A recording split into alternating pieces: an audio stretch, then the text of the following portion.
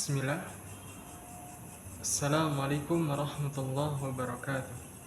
Alhamdulillah. Assalatu wassalamu ala rasulillah wa ala alihi wa sahbihi wa man wala. Wa la hawla wa la quwata illa billah, amma ba'da. Perkenalkan, nama saya Muhammad Abdul Fattah Hafizi dari program studi Ilmu Al-Quran dan Tafsir. Pada kesempatan kali ini, saya akan menyajikan sebuah materi terkait dengan pembahasan surat Maryam untuk memenuhi salah satu tugas ujian akhir semester pada mata kuliah Tafsir Tahlili. Nah, untuk mempersingkat waktu, langsung saja kita mulai ke pembahasan. Bismillahirrahmanirrahim. Surat Maryam adalah surat ke-19 dalam Al-Quran yang diturunkan di Mekah dan terdiri dari 98 ayat. Surat ini dinamai Maryam karena memuat kisah istimewa tentang Maryam, ibu dari Nabi Isa alaihissalam, dan merupakan satu-satunya surat dalam Al-Quran yang menggunakan nama seorang wanita sebagai judulnya. Surat ini diawali dengan huruf-huruf muqatta'ah, kaf, ha, ya, ain, shad, yang merupakan salah satu rahasia Al-Quran yang hanya diketahui oleh Allah Subhanahu wa Ta'ala. Kandungan utama surat ini berpusat pada kisah para nabi dan hamba-hamba pilihan Allah, dimulai dari Nabi Zakaria yang berdoa untuk mendapatkan keturunan, lalu dikabulkan dengan kelahiran Nabi Yahya, seorang anak yang suci dan bijaksana sejak kecil. Selanjutnya, surat ini menceritakan kisah Maryam yang menerima kabar gembira dari malaikat Jibril tentang kelahiran Nabi Isa alaihissalam tanpa ayah, sebagai tanda kekuasaan Allah. Nabi Isa bahkan berbicara saat masih bayi di pangkuan ibunya untuk membela kehormatan Maryam dan menyatakan dirinya sebagai hamba Allah, bukan anak Tuhan. Surat Maryam juga mengisahkan nabi-nabi lainnya seperti Ibrahim, Musa, Harun, Ismail, dan Idris, dengan penekanan pada keikhlasan mereka dalam beribadah kepada Allah, serta kesabaran mereka dalam menyampaikan dakwah. Dalam surat ini, Allah menegaskan pentingnya tauhid keesakan Allah dan mengancam keras orang-orang yang berkata bahwa Allah memiliki anak, seraya memperingatkan mereka tentang hari pembalasan.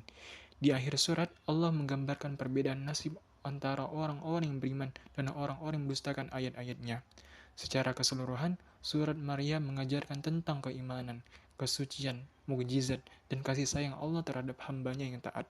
Surat ini memberikan pelajaran penting tentang keteguhan dalam menghadapi ujian, serta pentingnya meyakini kekuasaan Allah dan menciptakan sesuatu dari ketiadaan. Pesan moral dan spiritual dari surat ini sangat relevan untuk semua umat manusia, terutama dalam memahami peran wanita dalam sejarah kenabian dan pentingnya menjaga akidah yang lurus. Baik, kita mulai di ayat yang pertama. A'udzubillahiminasyaitonirrajim. Bismillahirrahmanirrahim. Kaf ha ya ain sad. Hanya Allah yang mengetahui makna huruf-huruf ini. Nah, ini adalah huruf-huruf muqatta'ah yang terdapat di awal beberapa surat dalam Al-Quran. Para ulama tafsir seperti Ibnu Katsir dan Al-Qurtubi menyatakan bahwa maknanya merupakan rahasia Allah. Namun, para mufasir juga menyebutkan bahwa huruf-huruf ini menjadi isyarat untuk menarik perhatian dan menunjukkan keajaiban Al-Quran yang disusun dari huruf-huruf yang biasa digunakan oleh manusia, namun tidak bisa ditiru keindahan dan kandungannya. Nah, Masya Allah. Kita lanjut di ayat yang kedua. Dzikru rahmati rabbika abadahu Zakaria. Inilah penjelasan tentang rahmat Tuhanmu kepada hambanya Zakaria. Ayat ini menandakan bahwa kisah berikut adalah bagian dari kasih sayang Allah kepada Nabi Zakaria alaihissalam. Ini menegaskan bahwa doa dan keinginan tulus dari seorang hamba soleh tidak akan diabaikan oleh Allah. Rahmat ini berupa kabar gembira yang akan diterima Zakaria alaihissalam berupa kelahiran seorang anak meskipun beliau telah lanjut usia. Kita lanjut di ayat yang ketiga. Inna da rabbahu nidaan khafiyya. Ketika ia berdoa kepada Tuhannya dengan suara yang lembut. Nah, Nabi Zakaria berdoa dengan suara yang pelan, penuh ketulusan dan kerendahan hati. Ini mencerminkan adab dalam berdoa. Tidak bersuara keras, penuh harap dan tunduk. Ia memilih doa dalam kesendirian, menunjukkan bahwa ia sangat dekat dan pasrah kepada Allah Subhanahu wa taala. Kita lanjut di ayat berikutnya, ayat keempat. Qala rabbi inni wahanal 'izmu minni washta'ala ar-ra'su shayba wa lam akun bidu'aika rabbi syaqiyya. Ia berkata, ya Tuhanku, sesungguhnya tulangku telah lemah dan kepalaku telah penuh uban, dan aku belum pernah kecewa dalam berdoa kepadamu ya Tuhanku, ya Allah. Nabi Zakaria menyampaikan keadaan fisik yang sudah sangat tua, tulangnya lemah dan rambutnya memutih. Namun ia tidak putus asa dalam memohon kepada Allah. Ia percaya bahwa Allah selalu mengabulkan doanya, sekalipun dari sudut pandang manusia. Permintaannya tampak mustahil memiliki anak di usia senja. Nah, dari ayat ini kita belajar tentang kepercayaan, tentang keyakinan bahwasanya tiada yang mustahil bagi Allah Subhanahu wa taala. Ketika Allah berkata kun, maka apapun akan terjadi, sekalipun itu di luar nalar manusia. Masya Allah. Kita lanjut di ayat yang kelima. Wa inni khiftul mawaliya min warai wa kanat imraati akira fahab li min ladunka waliya. Sesungguhnya, aku khawatir terhadap kerabat sepeninggalku. Padahal istriku adalah seorang yang mandul, maka anugerilah aku dari sisimu seorang anak atau pewaris. Nabi Zakaria khawatir bahwa setelah wafatnya tidak ada yang akan melanjutkan dakwah dan menjalankan ajaran agama. Ia tidak meminta anak untuk kepentingan pribadi, tetapi demi kebaikan agama dan umat.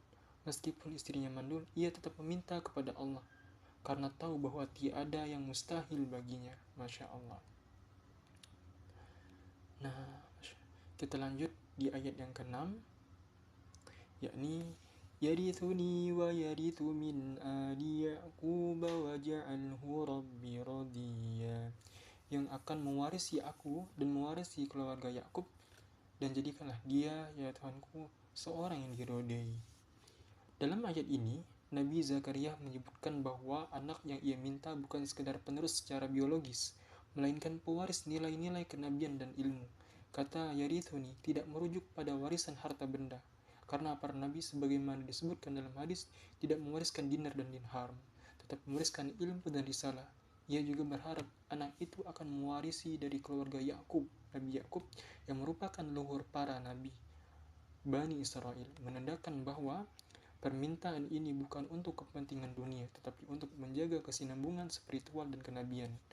Doa ini diakhiri dengan permintaan agar anak itu menjadi pribadi yang ridhoya, radiyan, yaitu yang diridhoi Allah, mencakup akhlak, amal, iman, dan kesalehan yang luar biasa.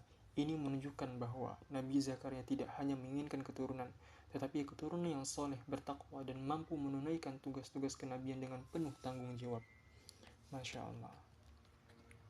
Nah, dari ke-6 ayat ini kita belajar tentang luar biasanya kekuatan iman, keyakinan bahwasanya tiada yang mustahil bagi Allah Subhanahu wa taala. Kita lanjut di ayat yang ke-7. Ya Zakaria, inna nubashiruka bi gulamin ismuhu Yahya lam naj'al lahu min qablu samiyya. Wahai Zakaria, sesungguhnya kami memberi kabar gembira kepadamu tentang seorang anak laki-laki yang bernama Yahya, yang sebelumnya belum pernah kami berikan nama seperti itu. Allah menjelaskan dan menjawab doa Nabi Zakaria dengan memberikan gambar gembira tentang kelahiran seorang anak laki-laki bernama Yahya. Nama ini menurut sebagian ulama tafsir seperti Imam Al-Qurtubi adalah nama yang belum pernah digunakan sebelumnya, baik dalam kalangan Bani Israel maupun di masyarakat umum saat itu. Ini menunjukkan keistimewaan anak ini, nama Yahya, sendiri mengandung makna yang hidup, yang seakan-akan menjadi isyarat atas kehidupan baru atau kebangkitan ruhani di tengah masyarakat yang mulai melupakan ajaran Allah.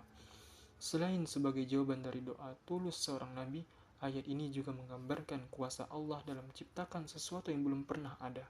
Kabar gembira ini bukan saja menghapus kesedihan Zakaria, tetapi juga menjadi bukti nyata bahwa doa yang tulus, sabar, dan ikhlas tidak akan sia-sia di sisi Allah. Masya Allah. Di ayat ini ke-8, Qala rabbi anna yakunu li gulamu wa kanat imraati aqira وَقَدْ بَلَغْتُ مِنَ الْكِبَرِ عِتِيًّا.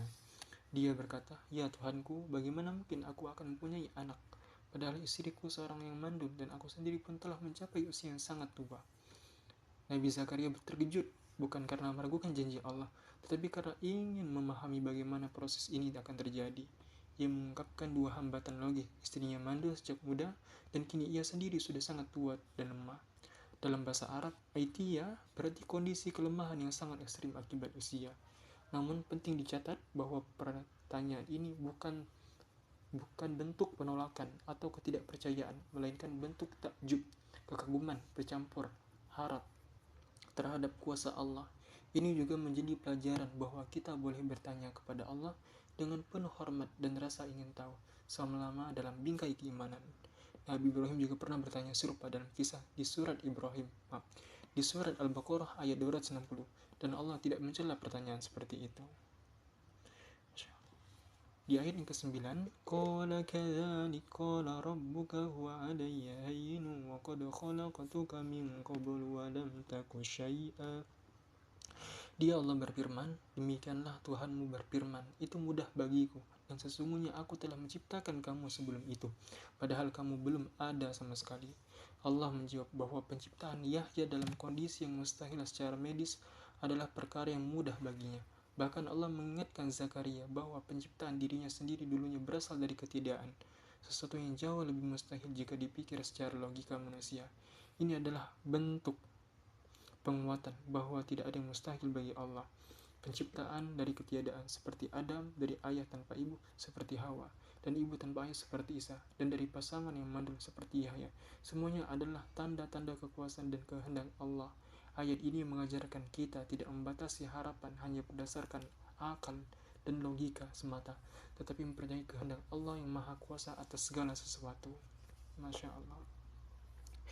Di ayat yang ke-10, qala rabbi ja'alni ayah, qala ayatuka alla tukalliman nasa thalatha layalin sawiyya. Zakaria berkata, "Ya Tuhanku, berilah aku suatu tanda." Allah berfirman, "Tandamu adalah bahwa kamu tidak dapat berbicara dengan manusia selama 3 malam. Pada kamu sehat, tidak bisu karena sakit." Nabi Zakaria meminta kepada Allah suatu tanda ayat sebagai bukti bahwa janji tersebut akan segera terwujud. Ini bukan karena ia meragukan, tetapi sebagai bentuk penguat hati dan ketenangan batin.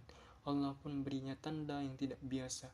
Ia akan tidak bisa berbicara kepada manusia selama 3 malam berturut-turut. Meskipun secara fisik ia tetap sehat dan tidak kehilangan kemampuan lainnya, ini adalah tanda yang luar biasa karena menunjukkan bahwa sesuatu sedang berlangsung di luar nalar manusia biasa, yakni proses terjadinya mukjizat.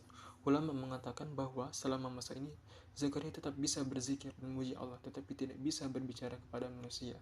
Sebagai cara untuk memusatkan diri dalam ibadah dan syukur kepada Allah, ini mengajarkan pentingnya tapakur, merenung, dan menghargai keheningan sebagai bagian dari proses spiritual.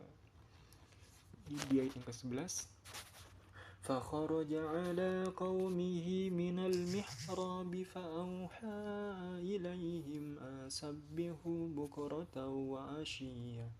Maka dia Zakaria keluar kepada kaumnya dari mihrab, lalu dia memberi isyarat kepada mereka agar mereka bertasbih di waktu pagi dan petang.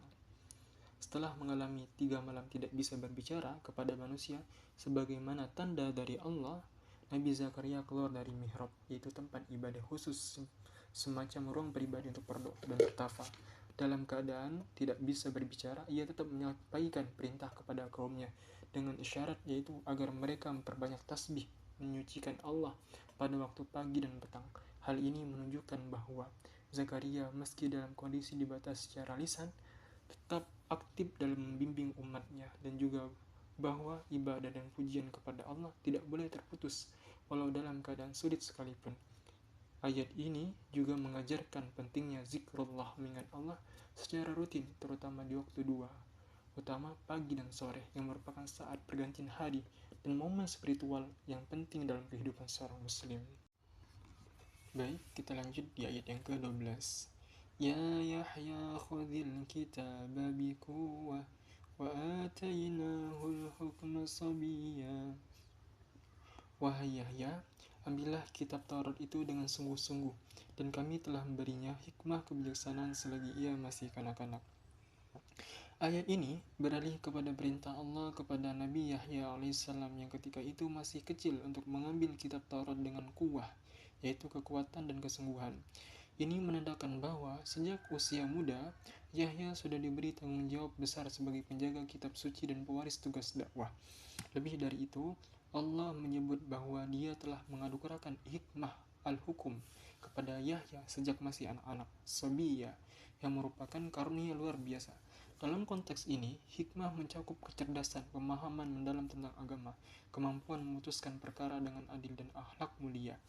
Keistimewaan ini menunjukkan bahwa Allah dapat memberikan kedewasaan spiritual dan intelektual kepada siapa saja yang Dia kehendaki, bahkan kepada anak-anak jika mereka memilih dipilih sebagai pembawa risalah.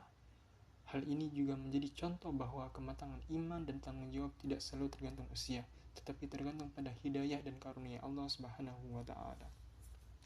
Di ayat yang ke-13, wa hananan min ladunna wa zakah wa kana taqiyya. Dan kami anugerahkan kepadanya kasih sayang yang mendalam dari sisi kami dan kesucian, dan dia adalah orang yang bertakwa.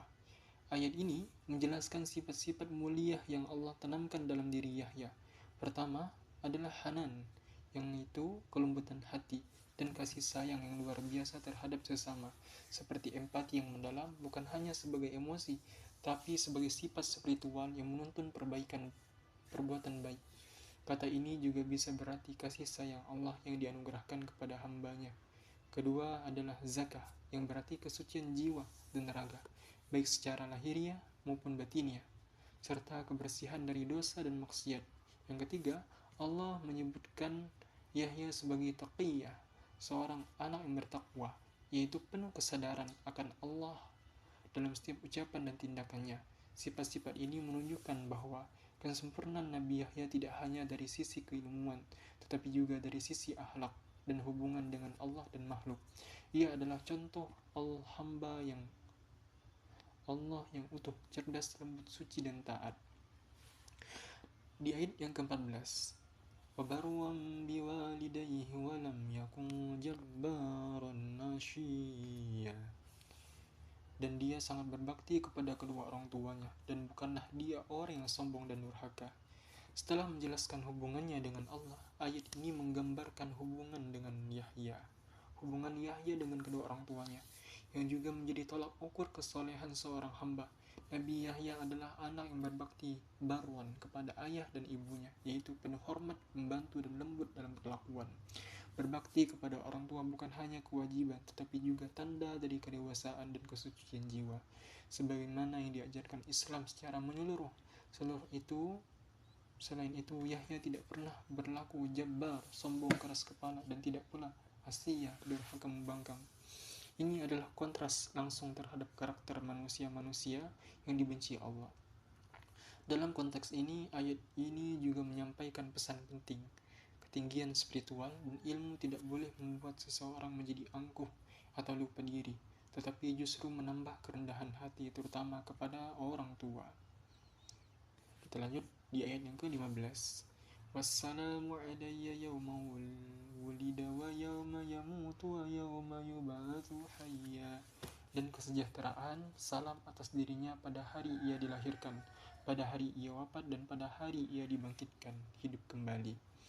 Ayat ini mengakhiri bagian dari kisah Nabi Yahya dengan sebuah doa ilahi berupa keselamatan. Salam menyangkup 3 fase paling kritis dalam kehidupan manusia, saat kelahiran, kematian, dan kebangkitan di akhirat. Ini menunjukkan bahwa Nabi Yahya berada dalam lindungan dan rahmat Allah sepanjang hidupnya, dari awal hingga akhir. Ketiga fase ini adalah momen-momen di mana manusia paling rentan dan tidak berdaya, maka Allah memberikan keamanan dan ketenangan kepada Nabi Yahya pada setiap tahap itu. Para ulama menyebut ini sebagai bentuk kemuliaan dan penjagaan Allah terhadap hambanya yang soleh. Menariknya, ayat ini paralel dengan ucapan Nabi Isa dalam ayat 33 dari surat yang sama, yang menunjukkan kemiripan spiritual antara kedua Nabi Agung ini. Keduanya lahir sejarah ajaib, membawa risalah penting, dan berada dalam lindungan langsung dari Allah Subhanahu wa Ta'ala. Baik, kita lanjut di ayat yang ke-16.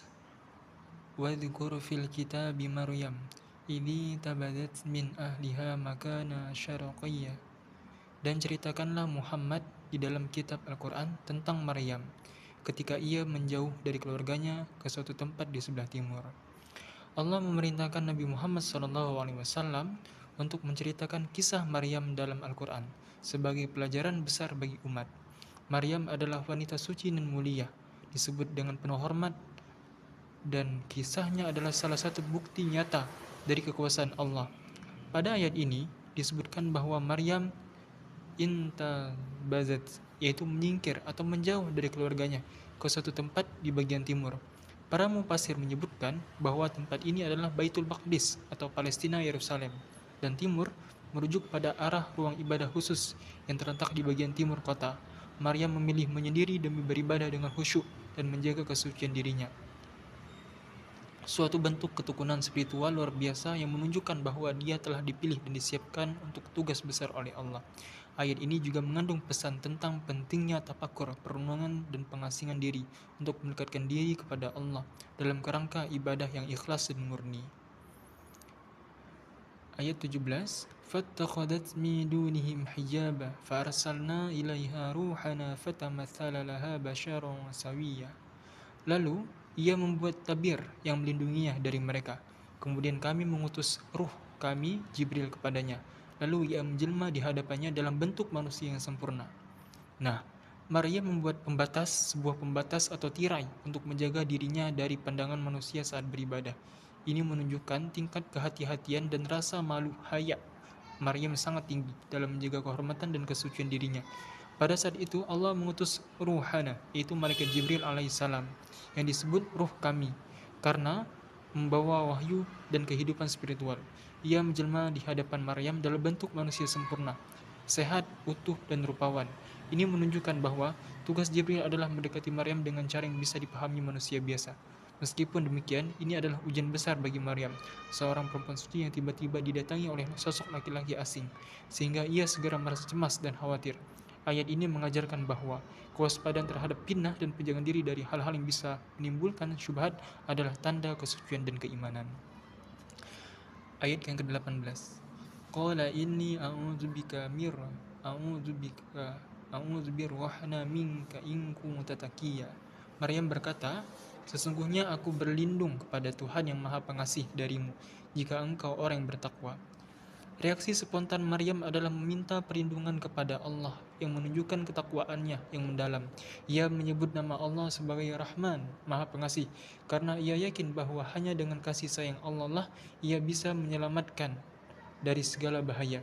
Kalimat, jika engkau orang yang bertakwa, adalah peringatan halus namun tegas, seakan-akan ia mengingatkan tamu asing itu, Jibril dalam wujud manusia, bahwa jika dia adalah orang yang takut kepada Allah, maka ia seharusnya tidak mengganggu seorang wanita yang sedang menyendiri dalam ibadah. Ini menunjukkan bahwa Maryam adalah wanita cerdas, pemberani, dan menjaga marwahnya dengan tegas, serta menjadikan Allah sebagai pelindung pertama dalam setiap kondisi genting. Ayat ini juga memberikan pelajaran bahwa perlindungan sejati hanya datang dari Allah, dan dalam situasi apapun, seorang mukmin harus segera berlindung kepadanya. Ayat yang ke-19. Qala innama ana rasulu rabbik liahaba laki gulama zakiyya. Jibril berkata, sesungguhnya aku hanyalah utusan Tuhanmu untuk memberi seorang anak laki-laki yang suci. Malaikat Jibril segera menjelaskan bahwa ia bukan manusia biasa, tetapi utusan Allah yang datang membawa kabar-kabar agung. Maryam akan dikarunia seorang anak laki-laki yang zakiyah, yaitu suci, bersih dari dosa, dan akan memiliki kedudukan tinggi. Ini adalah mukjizat besar karena Maryam belum pernah disentuh laki manapun. Kalimat li ahaba laki gulama zakiyah, untuk memberimu seorang anak yang suci, menandakan bahwa proses kehamilan ini tidak akan mulai secara yang biasa, tapi merupakan pemberian langsung dari Allah melalui perantara malaikat Jibril. Anak itu adalah Isa alaihissalam, yang lahirnya menjadi bukti kekuasaan Allah menciptakan tanpa sebab biasa. Ayat ini adalah penegasan penting bahwa kelahiran Nabi Isa bukanlah hasil hubungan biologis, tapi merupakan karunia dan kehendak Allah semata yang suci dan penuh hikmah. Ayat yang ke-20, qalat anna yakunu li gulamu wa lam yamsasni basharu wa lam aku baghiya. Maryam berkata, bagaimana mungkin aku akan mempunyai anak padahal tidak pernah ada seorang pun laki menyentuhku, dan aku bukan seorang penzina. Maryam kaget dan bingung, sebagaimana lazimnya manusia ketika mendengar sesuatu yang secara logika tak mustahil. Ia menegaskan bahwa tidak ada laki-laki yang pernah menyentuhnya, baik dalam ikatan pernikahan maupun di luar pernikahan. Dan ia bukanlah seorang baghiyah, seorang wanita nakal atau pezina. Ucapan ini bukan bentuk penolakan terhadap kehendak Allah, melainkan ungkapan rasa takjub dan permintaan penjelasan atas fenomena yang akan dialaminya. Ia adalah wanita suci yang telah menjaga kehormatan seumur hidupnya, dan kini ia mendengar bahwa ia akan mengandung seorang anak tanpa perantara laki-laki. Ini adalah momen ujian besar bagi Maryam secara fisik, mental, sosial, dan spiritual. Namun, karena imannya yang kokoh, ia tetap bertahan dalam kerangka adab dan iman, tidak membantah kehendak Allah, tetapi mencari pemahaman tentang caranya. Ayat yang ke-21. Qala kadzalik qala rabbuki huwa 'alayya hayyin walinaj'alahu ayatan linnasi wa rahmatan minna wa kana amran maqdiya. Artinya, Jibril berkata, demikianlah Tuhanmu berfirman, itu mudah bagiku, dan agar kami menjadikannya sebagai tanda bagi manusia dan sebagai rahmat dari kami, dan hal itu adalah perkara yang sudah diputuskan. Jawaban Jibril kepada Maryam sangat tegas dan meyakinkan. Ini adalah keputusan Allah yang tidak bisa ditolak dan sudah ditetapkan. Itu mudah bagiku. Adalah penegasan bahwa tidak ada yang sulit bagi Allah. Bahkan menciptakan seorang anak dari seorang perawan tanpa ayah sekalipun, Nabi Isa akan menjadi ayah, tanda kekuasaan Allah bagi manusia.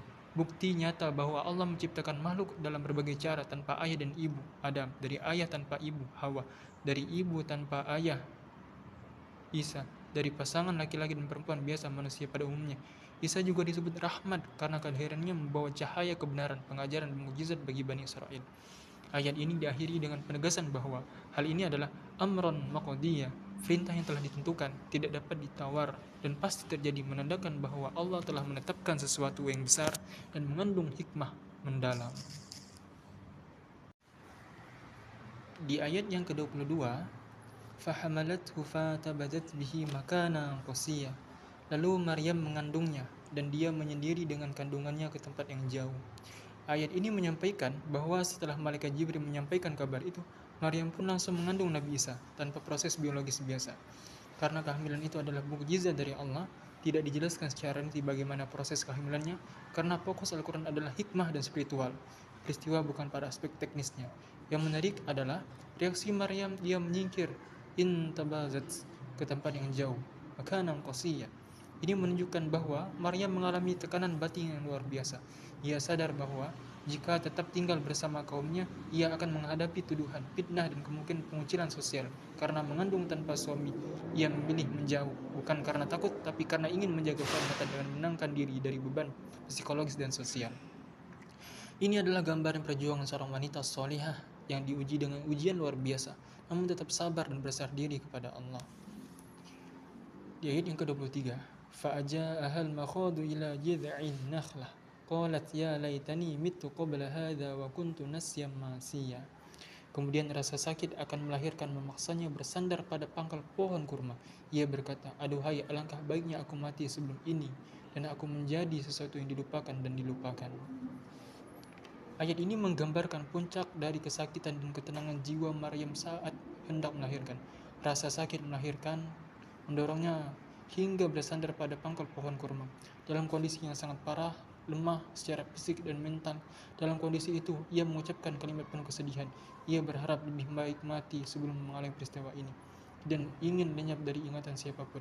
Ini adalah ekspresi kemanusiaan yang wajar, yang menunjukkan bahwa Maryam meskipun maksum, tetapi tetap manusia biasa yang bisa merasa sangat tertekan dan rapuh di bawah ujian. Ucap nasyan manusia, sesuatu yang dilupakan lagi dilupakan, menunjukkan keinginan untuk lenyap tanpa bekas. Suatu keputusan yang lahir bukan dari hilangnya iman, tetapi dari beban berat yang ia pikul sebagai wanita suci, yang kini mengandung tanpa suami di tengah masyarakat yang sangat keras dalam menilai wanita.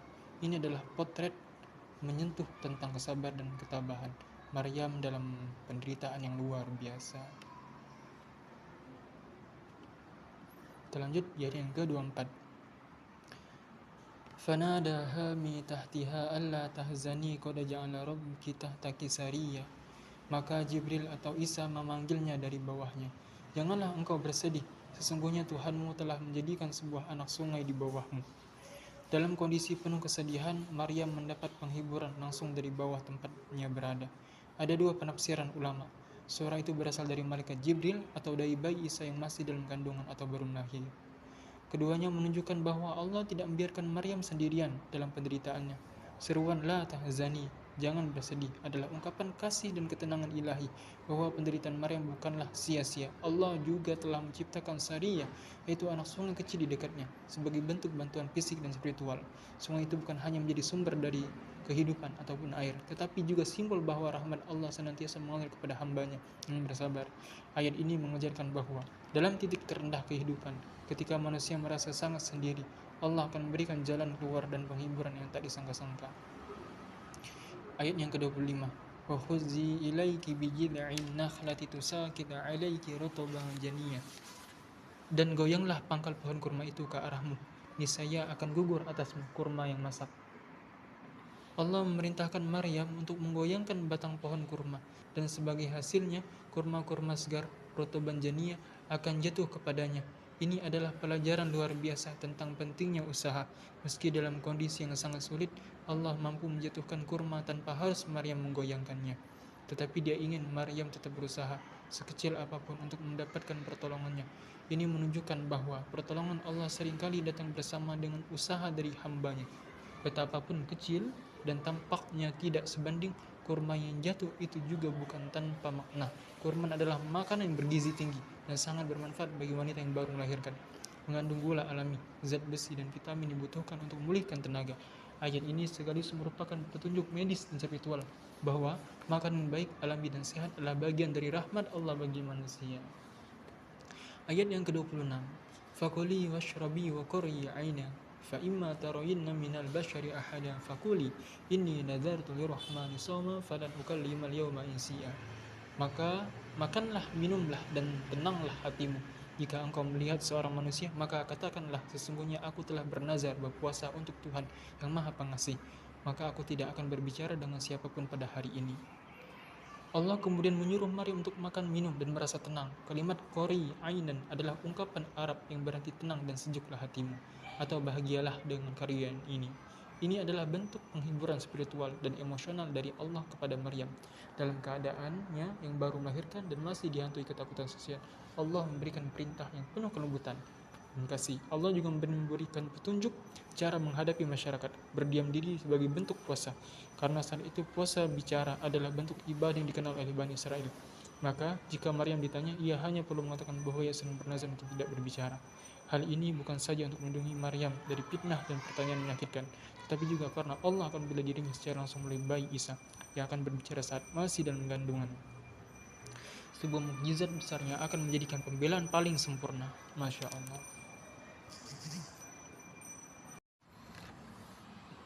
Alhamdulillah, telah kita bahas sedikit beberapa ayat dari surat Maryam. Adapun kesimpulan dari penjelasan panjang surat Maryam yang mencakup kisah Nabi Zakaria, kelahiran Nabi Yahya, hingga kelahiran Nabi Isa alaihissalam, ada beberapa hal. Pertama, keajaiban dan kuasa Allah dalam penciptaan.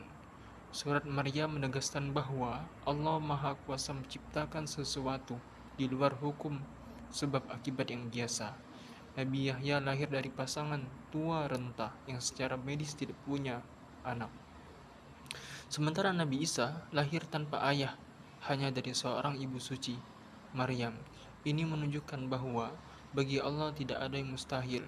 Semua ini merupakan tanda kekuasaan dan kehendaknya, serta bentuk pembuktian bahwa Allah menciptakan sesuatu kehendaknya. Kedua, keteladanan dalam doa dan kesabaran. Nabi Zakaria menjadi teladan dalam doa yang lembut, penuh harap dan yakin. Meskipun usianya telah lanjut, ia tetap memohon dengan sungguh-sungguh karena ingin melanjutkan risalah kebenaran melalui keturunan. Doanya dikabulkan karena keikhlasan dan keyakinan kepada Allah. Hal ini mengajarkan kepada kita bahwa doa yang tulus meski dalam kondisi yang tampak mustahil bisa Dia kabulkan jika kita yakin dan sabar. Ketiga, Maryam, lambang kesucian, keteguhan dan iman. Maryam digambarkan sebagai wanita suci, bertakwa, dan sangat menjaga kehormatan. Ketika ia diuji dengan ujian maha berat berupa kehamilan tanpa suami, ia tetap teguh dan tawakal kepada Allah. Ia memilih menyendiri, menanggung sakit, hingga kembali kepada masyarakat yang memfitnahnya. Namun karena ketulusan dan kesabarannya, Allah membelanya langsung melalui mukjizat putranya yang berbicara saat bayi. Kisah Maryam adalah pelajaran mendalam tentang ketabahan wanita dalam menghadapi fitnah dan ujian hidup, serta pentingnya menjaga kehormatan diri dan iman. Yang keempat, Nabi Isa alaihissalam adalah hamba Allah, bukan anak Tuhan. Surat Maryam menegaskan bahwa Nabi Isa alaihissalam adalah hamba Allah yang diangkat menjadi nabi dan rasul, bukan anak Tuhan sebagaimana yang dipercaya oleh sebagian umat Nasrani. Ia adalah sosok suci, diberkahi, berbakti kepada ibunya, dan tidak sombong. Isa bahkan membela ibunya sejak masih bayi melalui mukjizat berbicara, sekaligus menjelaskan misinya sebagai pembawa wahyu dan penyuruh tauhid. Ini adalah penegasan akidah Islam tentang posisi Nabi Isa yang mulia, namun tetap manusia dan hamba Allah. Yang kelima, pelajaran universal tentang ibadah, kasih, dan pengabdian. Dalam kisah-kisah ini kita belajar nilai-nilai ibadah, sholat, dan zakat, kesetiaan kepada orang tua, keikhlasan dan dalam dakwah, serta keteguhan dalam menghadapi fitnah. Baik Nabi Yahya maupun Nabi Isa adalah teladan dalam kesucian, kepedulian sosial, integritas spiritual.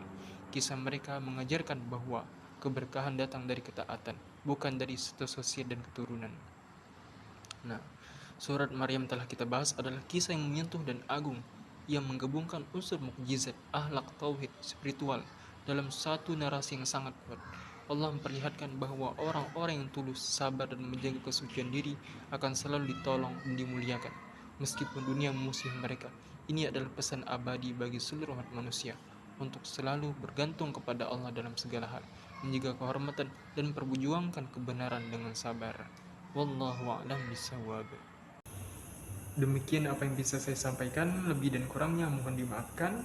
Billahi nasta'in, walakum minkum. Wassalamualaikum warahmatullahi wabarakatuh.